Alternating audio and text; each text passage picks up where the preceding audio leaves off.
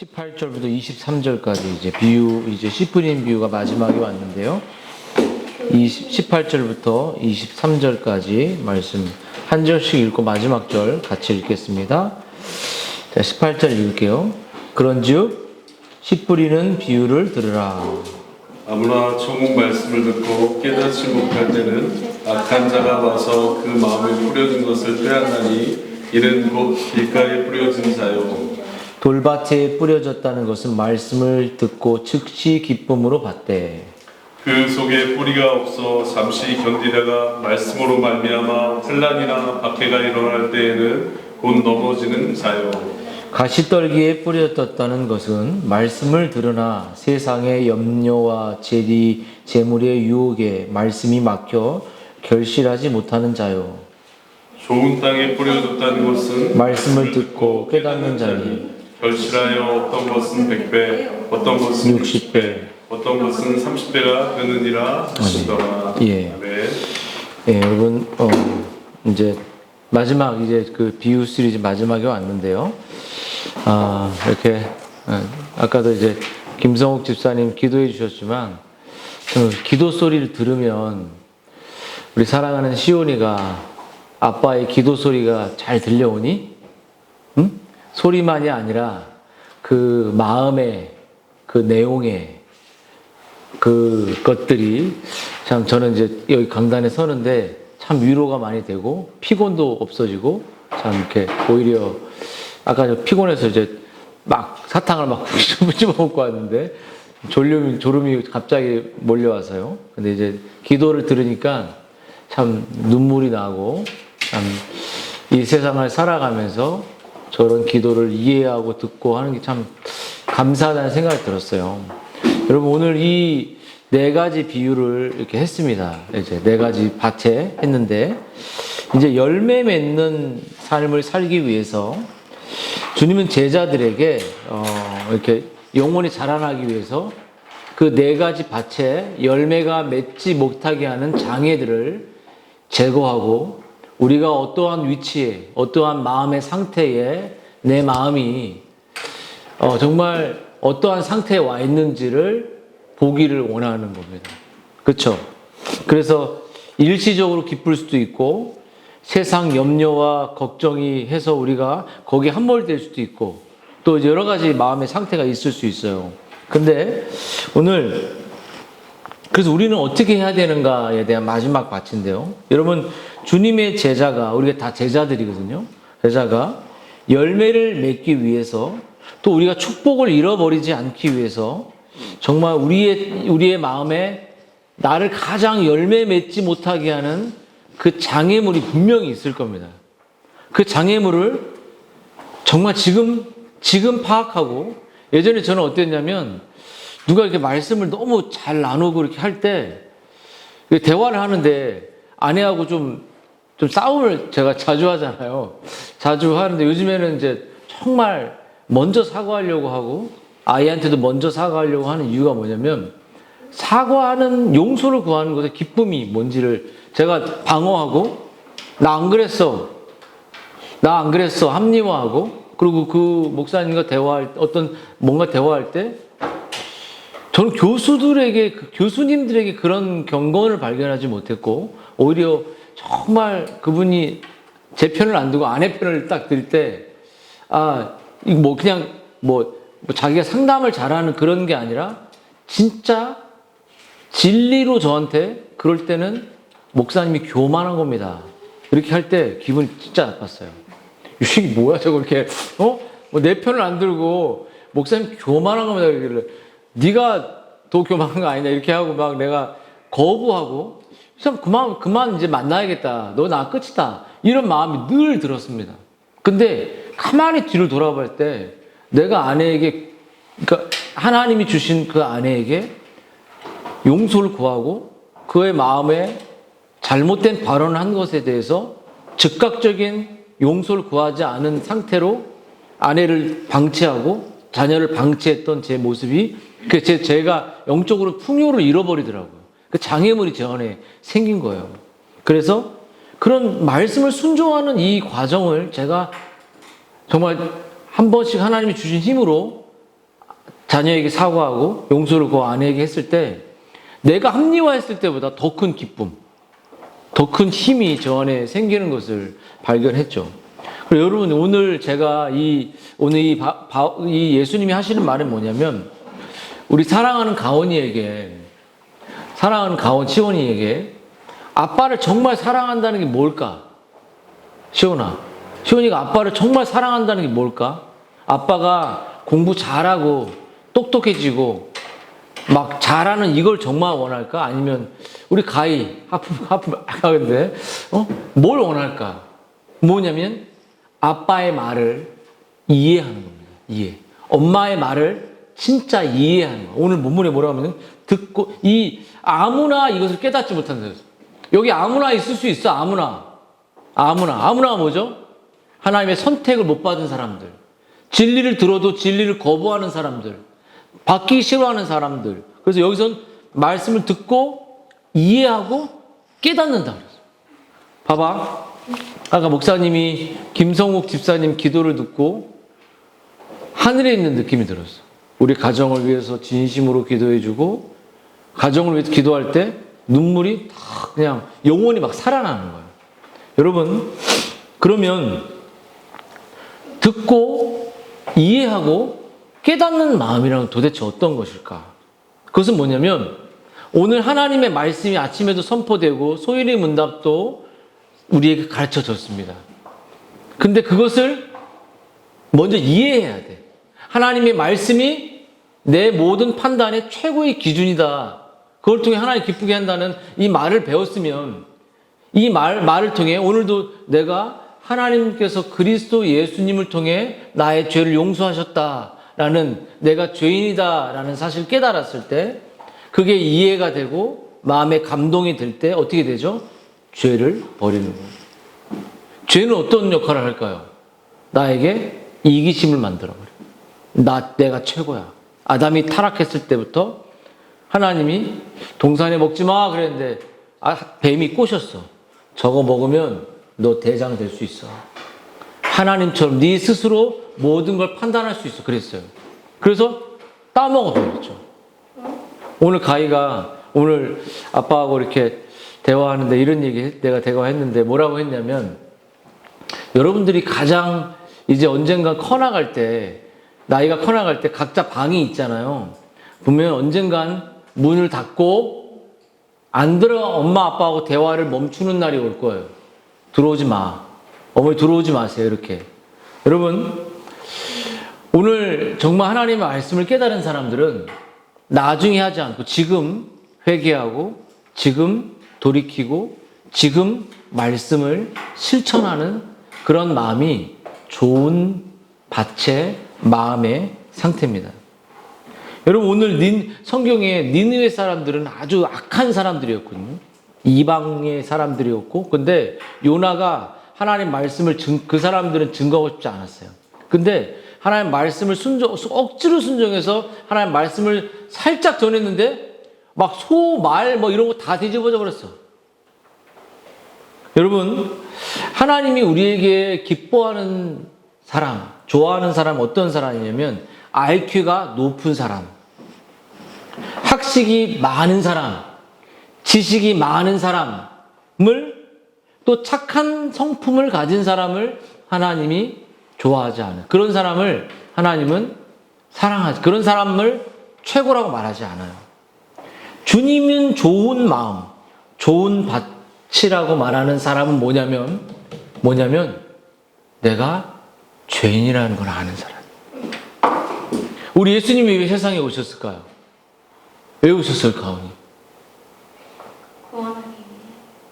구원하기 위해. 근데 내가 구원받을 만한 그러한 어떤 비참한 상태에 있을 때 우리 예수님이 이 땅에 오신 이유가 나 같은 만약에 이 세상에 여기 사랑하는 동생 가온이 한 명만 있어도 예수님은 우리 가온이를 구원하시려고 이 세상에 오셨을 거예요. 근데 왔는데 하나도 안 고마워. 근데 정말 고마운 사람은 어떤 사람일까? 정말 내가 영원히 죽을 수밖에 없는 죄인이라는 사실을 알고 있는 사람은 예수님이 나를 물에 딱 빠졌을 때 건져주는 사람처럼 정말 감사하고 그분에 대한 고마움이 넘쳐나겠죠. 그리고 그분의 말씀을 따라 순종하는 삶을 살게 돼요.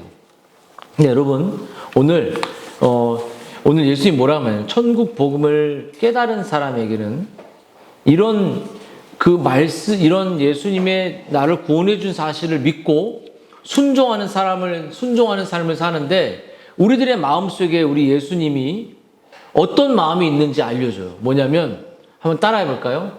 깨닫기 싫은, 변화되기 싫은, 순종하기 싫은 마음이 있습니다. 정말 여러분, 우리의 마음에 뭐냐면 하나님의 말씀을 순종하고 그냥 맞아요 라는 건 할 수 있지만, 정말 그 말씀을 지켜내고 그 말씀대로 행하려고 하는, 말씀이 나를 바꿀까 봐 두려워하는 마음이 오늘 있어요. 오늘 한번 마태복음 말씀을 다 같이 한번 보겠습니다. 13장 한번 볼까요? 자, 마태복음 이제 13장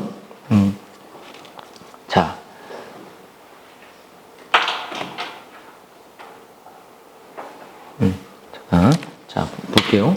제가 찾아보겠습니다. 이따가. 자, 그 이스라엘 사람들이 이제 어떤 이 13장 13절에서 15절을 우리 다 같이 한번 읽을게요. 13절에서 15절. 자, 13장 13절에서 15절. 우리 다 같이 읽어보겠습니다. 시작. 그러므로 내가 그들에게 비유로 말하는 것은 그들이 들어보아도 보지 못하며 들어도 듣지 못하며 깨닫지 못함이라.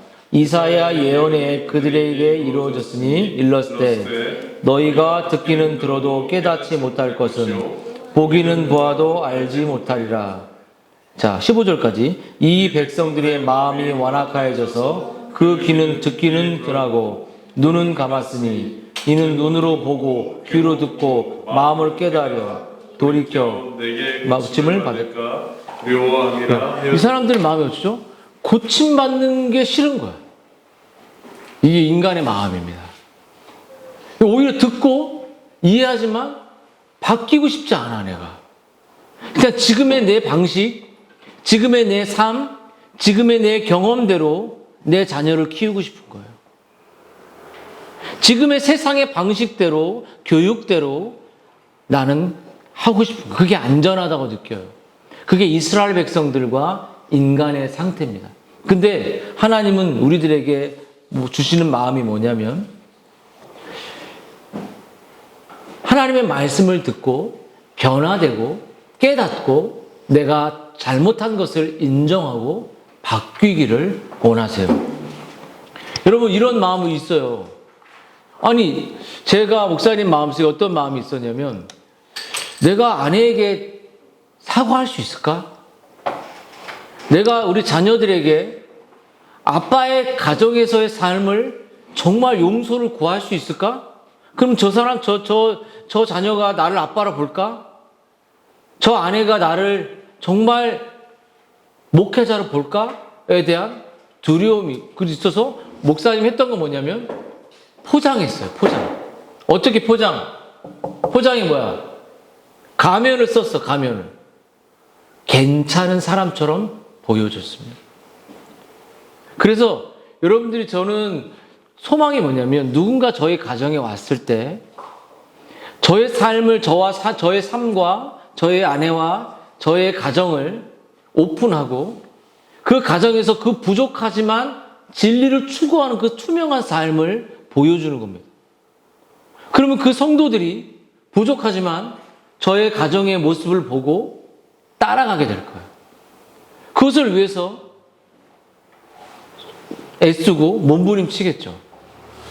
여러분, 이것을 어떨까요? 여러분의 우리는 자녀가 공부를 잘하고 또 좋은 대학에 가고 그러면 안정된 직장에 가면 정말 그게 참내 행복이라고 말하지만, 성경의 원리를 따지면 그리스도로 거듭나고 삶의 목적이 바뀌지 않은 그런 대학과 그런 삶은 하나님 보실 때 미안하지만 별로야, 별로. 근데 하나님은 정말 우리의 삶의 목적이 바뀌고 거듭나고 내 삶이 바뀌기를 거부하는 게 아니라 정말 하나님의 말씀이 지금 당장 바뀌어서 우리가 정말 바뀐 상태로 변화된 상태로 삶의 창조의 목적, 나를 구원한 목적대로 내가 더 열심히 공부해 높여진다면 하나님은 어떨 거예요? 우리를 너무 귀하게 쓰시겠죠. 여러분 어때요? 변화되는 게 두렵나요? 저는 두려웠어요. 그래서 당신 왜 나를 남편으로 인정하지 않아? 너희들 내 말 똑바로 들어. 아빠 누구야? 막 무섭게. 근데 중학교 지나면 여기 딱 손목 딱 잡을 것 같아. 하지 마요. 이렇게.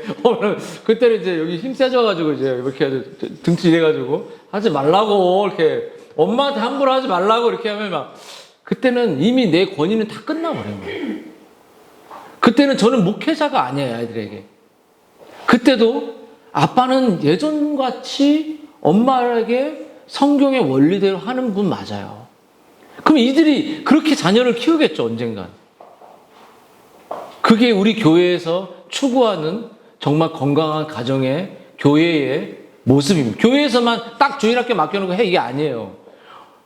우리가 가정에서 돼야지. 어떤 조직에 맡겨놓으면 다 애들이 다낄 줄 알고 무슨 홈스쿨링도 하고 뭐 다 하잖아요. 이렇게 맡기잖아요. 근데 여러분 변화를 두려워하면 안 돼요. 하나님 지금 여러분을 축복하고 있어요. 지금 여러분이 진리로 바뀌기를 원하고 있어요. 지금 부모님께 순종하라고 말하고 있어요. 지금. 그러면 기쁨이 넘쳐난다고 말해요. 여러분, 근데 여러분 이걸 잊으면 안 돼요. 우리가 좋은 밭이 안 되고 깨닫지 못하고 이해하지 못하고 실천하지 못하는 게 지금 괜찮을 것 같지만 지금 이렇게 계속 살아간다면 여러분은 참된 행복을 알지 못하고 계속 거짓 행복을 쫓아서 노예처럼 살아가게 될 거예요. 더 나아가 하나님은 그들을 버리고 그들을 얼굴을 돌리고 그들은 영원한 심판에 떨어지게 될 거예요. 우리가 지금 좋은 밭이 되고 하나님의 말씀을 지금 받아들이고 이해하고 사랑하고 정말 부모님께 순종하고 진리에 순종하는 삶을 살지 않는다면 여러분 우리는 더욱더 불행해질 거예요. 그러면 목사님 말씀을 마칠게요. 좋죠? 시작했는데 마치는 거야. 그러면 이 정말 좋은 밭, 정말 변화되는 밭, 하나님이 영광 받는 좋은 밭에 가기 위해서 우리가 해야 될 건 뭐냐면 지금 여러분의 마음속에 변화되기를 거부하는 진리 위에 서 있는 모든 돌들을 지금 제거해서요. 지금 용서를 구하십시오. 지금 바뀌시면 돼요. 나중에 하겠다라고 두려워하지 마세요.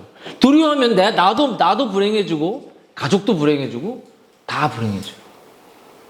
지금. 그리고 그 말씀을 들을 기회가 주어졌을 때 어떻게 해야 돼요? 잘 들어야 돼요. 그래서 매주 예배와 매주 아빠가 엄마가 전해주는 성경의 진리를 아주 베레아 사람들이 어땠죠? 따라해봐요. 간절함. 간절함 뭐야? 뭐가 간절해? 선물이 간절해? 우리 가인은 다이소에 가는 게 간절하겠지. 다이소. 끝나고 다이소 간다면 눈이 막 이렇게 떠져버려. 밤이고 12시고 뭐고 다이소 가까운 옷 이렇게 입고 이렇게 그냥 다이소 매니아. 간절한 뭐야? 사슴이 시냇물을 찾는 것처럼 지금 주님 저를 바꿔주세요. 두려워하지 마세요. 이스라엘 백성들이 바뀌기를 두려워했어요. 근데 하나님의 말씀은 여러분을 바꾸기를 원해요. 그게 여러분에게 진짜 행복이니까. 시온이의 가온이가 정말 행복은 부모님의 말씀을 그대로 순종하는 거예요. 그러면 행복해져. 저 두 분은 하나님의 말씀에 서 있는 분이기 때문에 가히 가온이 똑같습니다. 그래서 말씀을 사모하는 마음으로 그래서 그렇게 사모할 때 성령님께서 우리를 도와주세요.